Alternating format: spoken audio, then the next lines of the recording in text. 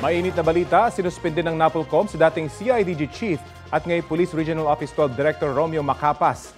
Detalye tayo sa ulat on the spot ni June Veneracion. June?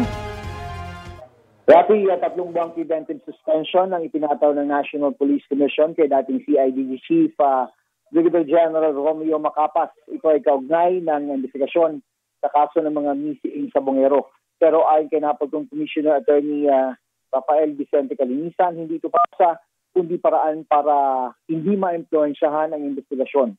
Ang suspensyon ay tugon ng NAPOLCOM sa motion ni Lakin Patidongan na tinangkaraw ni Macapas sa guluhin ng investigasyon ng panahon na siya pa ang CIDG Chief. Si Macapas ay nailipat na bilang Regional Director ng SOC Sargen. Sa pagsuspende kay Macapas, nakita ng NAPOLCOM na malakas ebidensya ang mga paratang ni Patidongan laban kay Macapas tulad ng pagkuha ng kanyang cellphone at pagtago sa kanyang SD card. Sa paghahanap noon ng testigo sa kaso ng mga missing sa Bungero, kinuha ng CIDG si Patidongan sa labas ng bansa pero sa huli na uwi ito sa kanyang pagkakaaresto matapos malaman na meron pala siyang pinakaharap na warrant of arrest. Sinusubukan pa namin makuha ang palig ni Macapas.